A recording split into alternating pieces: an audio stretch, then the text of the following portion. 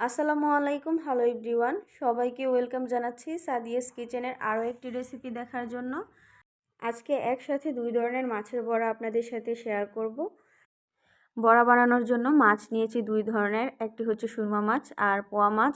সুরমা মাছের বড়াটা আমার হাজব্যান্ড আর শাশুড়ির ভীষণ পছন্দ, আর পোয়া মাছের বড়াটা আমার আর আমার ননদের ভীষণ পছন্দের।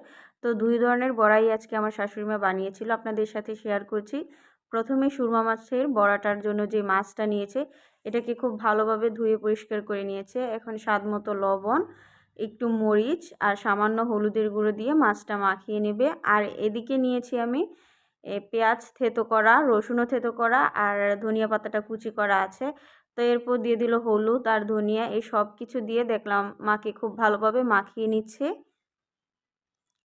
এখন মাখিয়ে নিচ্ছে পোয়া মাছ। পোয়া মাছের মধ্যেও সেমভাবে হলুদ, মরিচ, ধনিয়া, স্বাদ মতো লবণ দিয়ে এটাও খুব ভালোভাবে মাখিয়ে নিচ্ছে।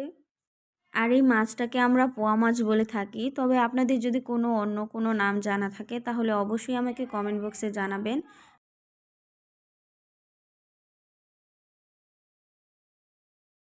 এখন একটি হাঁড়ির মধ্যে থেতো করে রাখা পেঁয়াজ, রসুন আর ধনিয়া পাতা কুচি দিয়ে দিল। এখন এর মধ্যে শুকনো মরিচ বাটা, এটা ব্লেন্ড করে নিয়েছে তাই এরকম মরিচের বিচিগুলো আস্ত দেখাচ্ছে, তবে আপনারা চাইলে পাটায় বেটেও নিতে পারেন। তো স্বাদ মতো লবণ দিয়ে এটা খুব ভালোভাবে মাখিয়ে নিচ্ছে। সামান্য একটু আদাও দিয়ে দিল, পরে এর মধ্যে আদাও অ্যাড করেছে। এখন এটাকে আবারও খুব ভালোভাবে মাখিয়ে নিচ্ছে। এখন বড়াটা বানিয়ে নেবে, তার জন্য একটা লাউয়ের পাতা নিয়ে নিল, এর মধ্যে নিচে একটু মরিচের পেস্ট দিয়ে দিল, এর মাঝখানে মাছ, আবার উপরে মরিচের পেস্ট দিয়ে খুব ভালোভাবে পাতাটা মুড়িয়ে নিচ্ছে। আর খুব ভালোভাবে এটা মোড়াতে হবে, কোনোভাবেই যেন বড়ার ভিতর থেকে কোনো পানি বা মশলা বের হয়ে না আসে, ওই দিকে খেয়াল রাখতে হবে। তো এদিকে আমি পোয়া মাছের বড়াটা তৈরি করে নিচ্ছি। এখানে আমি সেমভাবে মরিচ দিয়ে, মাছগুলো দিয়ে, আবার উপরে মরিচ দিয়ে খুব ভালোভাবে এটা মুড়িয়ে নিচ্ছি। এই তো খুব সুন্দর করে আমিও একটা বড়া বানিয়ে নিলাম। আর এই ফার্স্ট টাইম আমি এরকম বড়া বানালাম, দেখতে অনেকটা সুন্দর হয়েছে আলহামদুলিল্লাহ, প্রথমবার বানানো। তো আরও একটি বানিয়ে নিচ্ছি। প্রথমে মরিচ দিয়ে দিলাম, এরপর আবার মাছ দিলাম, আবার এর মধ্যে মরিচ দিয়ে খুব ভালোভাবে এটা মুড়িয়ে নিতে হবে। আর এইভাবেই সবগুলো বড়া বানিয়ে নিল। এখন এই বড়াগুলোকে একটি কড়াইয়ের মধ্যে প্রথমে একটু সেঁকে নিচ্ছে। প্রথমে একটু তেল ছাড়া এভাবে সেঁকে নিলে বড়াটা অনেকটা নরম হয়ে আসে, মাছটাও সিদ্ধ হয়ে আসে। পরবর্তীতে এটা তেলের মধ্যে ভাজা হবে। এখন অন্য একটি প্যানের মধ্যে তেল দিয়ে এর মধ্যে বড়াগুলো দিয়ে দিচ্ছে ভাজার জন্য। আর আপনারা চাইলে লাউয়ের পাতার পরিবর্তে কচু পাতা দিয়েও বড়াটা বানাতে পারেন। এখন একটি সাইড খুব ভালোভাবে বড়াগুলো ভাজা হয়ে এসেছে, তো অপর সাইড ভাজার জন্য এটা আবার উল্টিয়ে দিচ্ছে।